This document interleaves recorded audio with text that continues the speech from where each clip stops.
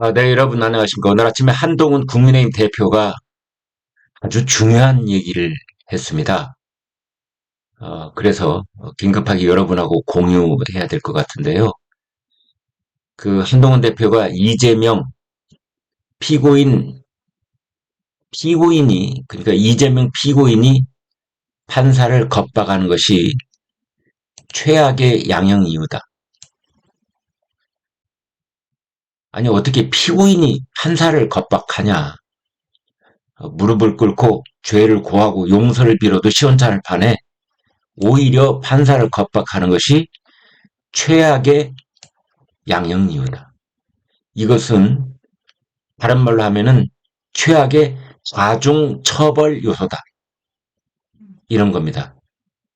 그러니까 워낙은 한 벌금 500만 원에서 벌금 1000만 원 그 사이에 선고를 하려고 했다고 하더라도 피고인이 판사를 겁박한다든지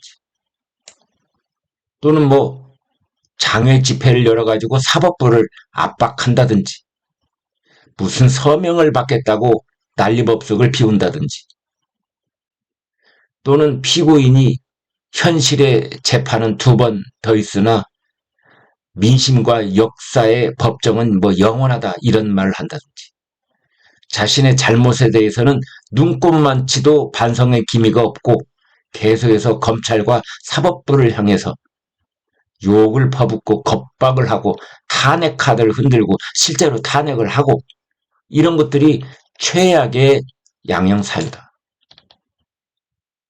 한동훈 대표 모습이죠.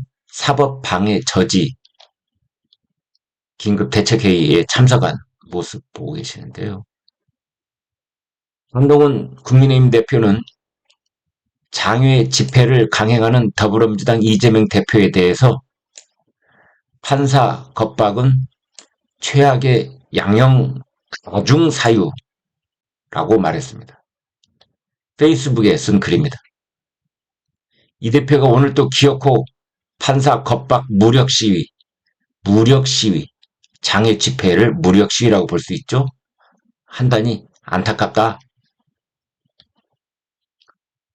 이재명 대표는 어제 공직선거법 위반 사건 1심 선고 공판에서 징역 1년에 집행유예 2년 선고받았고 이제 25일, 9일 남았죠?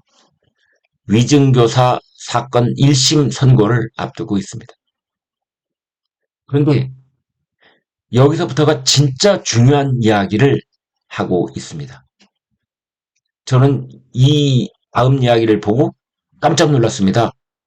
특수부 검사 출신으로 우리나라에서 이 법리 해석과 증거 입증에 관한 최고 전문가라고 할 수 있는 한동훈 국민의힘 대표가 이렇게 말했습니다. 위증교사 사건에 대해서 위증교사 혐의는 소명된 것으로 보인다고 판단했던 서울중앙지법 유창훈 영장전담 부장판사 그 내용을 다시 한번 떠올리면서 여기에 대해서 이야기를 합니다. 검찰이 이미 위증교사는 징역 3년을 구형한 상태에 있는데 저는 이렇게 생각했거든요. 이것도 역시 검찰 구형의 절반 정도가 선고 형량이 된다면 징역 1년 6개월에 뭐 일단 불구속, 징역 1년 6개월에 뭐 집행유예 뭐 2년 뭐 이 정도 생각을 했었는데 한동훈 대표의 생각은 전혀 달랐습니다. 다음을 보겠습니다. 특수부 검사 출신 한 대표, 이재명 대표의 위증교사 사건에 대해서 뭐라고 했느냐 이렇게 말했습니다. 단순한 사건이자 흔한 사건이다. 사건 자체는 아주 단순하고 흔하다. 이런 정치인들 말고 뭐 일반 경제사범들도 이런 위증교사 유혹을 많이 느끼기 때문에 이 자주 저지르는 범죄 중에 하나인데 그 다음 얘기가 중요합니다. 많은 국민들께서도 이재명 대표의 위증교사는 유죄 판결이 날 거라고들 하실 것이다. 불구하고 이재명 대표는 혐의를 부인하면서 반성을 안 하고 있다. 형사 피고인이 담당 판사를 겁박하는 것은 단순히 반성을 안 하는 차원을 넘어서서 최악의 양형 가중 사유다. 그러니까 이렇게 해석해 볼 수 있습니다. 사법 방해라는 죄가 있잖아요. 재판을 지연한다든지 또는 위증교사를 한다든지 또는 증거인멸을 한다든지 이런 것들이 다 사법 방해의 일종인데, 그러니까 재판관의 판단을 흐리게 하는 것이 또는 재판관이 판단할 수 없도록 뭔가를 막아 세우는 것들이 다 사법 방해일진데, 그런데 그런 차원을 넘어서서 오히려 판사를 탄핵을 하겠다느니 이 판사의 신상을 공개해서 좌표를 찍어준다든지 그렇게 할 것처럼 보이는 장외 집회를 연다든지 이런 것들이 최악의 사법방해다 이런 뜻입니다. 그래서 그것은 판사가 이 우리나라 형법이 정하고 있는 최고 형량을 선고할 수 있는 그런 근거가 된다. 그런데요, 그 다음이 여러분과 제가 공유하고자 하는 내용이 이제 막 나옵니다. 이 대표 측에서는 담당 판사를 겁박하는 최악의 양형 사유가 계속 쌓여가고 있다라고 한 대표가 말하면서, 그러니 이 대표와 민주당을 위해서라도 판사 겁박 무력 시위 당장 중단하라고 말씀드리는 것이다. 한동훈 대표가 그랬거든요. 오늘 대학에 논술 시험 치는 날입니다. 지난번에 그 수능 시험은 이미 끝났고 오늘 토요일인데요. 오늘 논술 시험 치르는 대학들이 있습니다. 그래서 우리 아이들 논술 시험 치르는 날만이라도 지나고 난 다음에 장애 집회를 하더라도 하는 게 어떻겠느냐. 한동훈 대표가 여러 차례 얘기를 했었어요. 그런데 그 말을 듣는 둥 마는 둥 오늘 지금 장애 집회를 하는 것에 대해서 한동훈 대표가 이런 안타까운 목소리를 내고 있는 겁니다.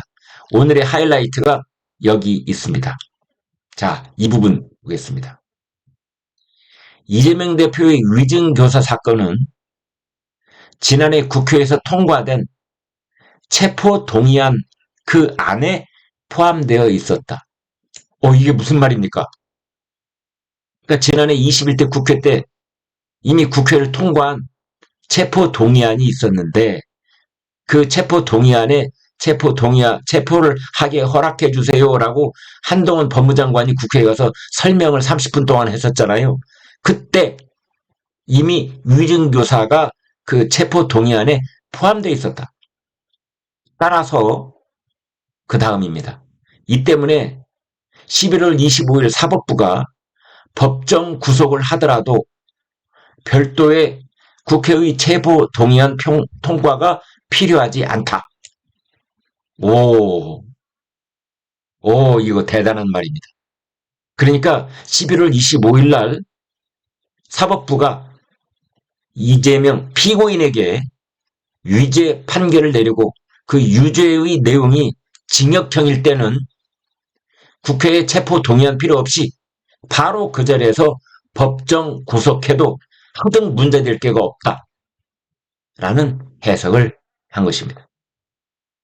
이는 11월 25일 위증교사 1심 선고 과정에서 이재명 대표가 법정 구속될 가능성도 배제할 수 없다는 의미로 받아들여진다. 이런 내용이 되겠습니다. 네, 여러분. 한동훈 대표가 이런 문제에 관해서는 되게 진중한 편입니다. 오바를 한다든지 말을 너무 세게 한다든지 이제 그러지 않고 되게 보수적인 그런 표현들을 쓰는 편인데요.